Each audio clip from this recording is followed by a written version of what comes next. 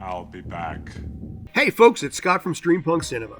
It is hard to believe, but this year will be the 40-year anniversary of the release of the James Cameron film Terminator, the low-budget thriller that vaulted Arnold Schwarzenegger to A-list status despite Mr. Universe and 2 Conan films already under his belt. A movie made on just $6.4 million, it's of course the iconic story of humans and technology at war for the world and one innocent waitress's life / savior of humanity in the balance. Today, we're covering 10 odd and obscure facts on this film that ended up being one of the few films to be outshined by its eventual sequel, and then eventually run into the ground as movie after movie was released, hurting its legacy. Anyway, let's go. Number 1. Arnold was not the first choice for the role of the Terminator. While it's pretty well known that O.J. Simpson was heavily considered, he was of course deemed too nice for the role and not really someone up for the part of playing a cold-blooded murderer. In fact, Tom Selleck, Robin Williams, Martin Sheen, Chevy Chase, Michael Keaton, and John Travolta were all considered, while Sylvester Stallone as well as Mel Gibson both personally turned down the role. Sly, of course, would later play the Terminator in Last Action Hero, sort of. Number 2. The movie got mixed responses from critics at the time. While some called it the most chilling sci-fi thriller since Alien and praised both Linda Hamilton and Arnold Schwarzenegger's efforts, others were quoted as saying it was lurid, violent, a pretentious piece of claptrap, or, in one case, another of the films drenched in artsy ugliness like Streets of Fire and Blade Runner. Number 3. Arnold was only paid $75,000 for the role, which comes out to be just over $200,000 today. By comparison, he made $15 million on T2, $30 million on Terminator 3, and later $20 million each for both Genesis and Dark Fate. Number 4. The original teaser trailer was narrated by future Optimus Prime, Peter Cullen. From a future where men must hide underground has come a machine wrapped in flesh who kills but cannot be killed. Cullen, who already had a solid body of work dating all the way back to the 1960s, did the trailer shortly before Transformers premiered in September 1984. Additional fun fact about Cullen, by the way, before Charles Martinet and Chris Pratt, Peter Cullen was in fact the first American voice of Mario, voicing the character in the Donkey Kong cartoons on the children's show Saturday Supercade a year prior in 1983. Oh, that sneaky ape did it again! Number 5.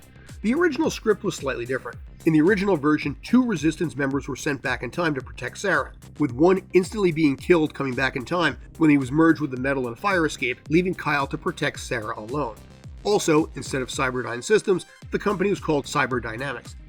Also, Sarah tells Kyle that he is in fact the father of John, stating that there will never be another man in her life. Number 6. There were massive doubts to the success of this film. Linda Hamilton felt Arnold was too green to be a solid actor, and Arnold referred to it on the set of Conan the Destroyer as, quote, some shit movie. Further, Orion Pictures themselves, who released the film, were convinced it would only sit in theaters for about 3 weeks and end up being a failure. Instead, it made $78 million on the aforementioned $6.4 million budget. Now number 7. When it comes to playing Kyle Reese, Arnold was of course originally considered. However, a bevy of other actors were also in the running, including Tommy Lee Jones, Christopher Reeve, Mel Gibson, and Kurt Russell.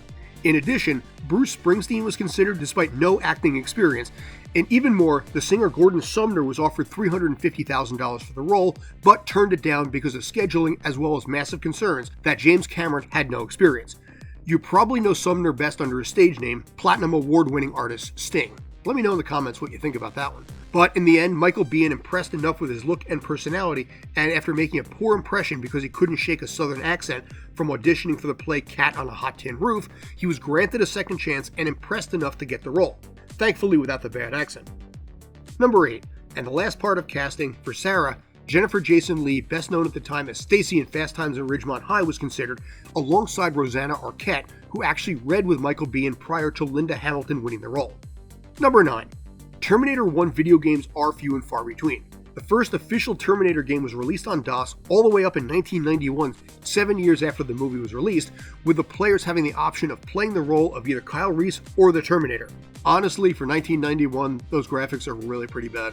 There almost was a Terminator game on the NES developed by Sunsoft, the company that was best known at the time for making Batman, Blaster Master, and several others, but Sunsoft eventually lost the license for the film and repurposed the game as the classic title Journey to Silius. There was a legit Terminator game released for the NES by Mindscape, but it came out in 1992 and again was less than impressive. And lastly, number 10, Kyle Reese almost had a robot dog as a sidekick. Studio heads had a couple of suggestions, including strengthening the bond between Kyle and Sarah, frankly a good call, and the second was that he would have a cyborg dog companion. I don't know, I just feel like someone was watching Doctor Who and got the idea to have their own version of K9. Thank Eru that idea fell through. Anyway, that's 10 facts on the now 40-year-old classic. What other facts do you have? I'm Scott, kindly sub, and let us know in the comments what other films or shows you want covered, because at the end of the day, we work for you. Thanks for watching, and as always, stay awesome.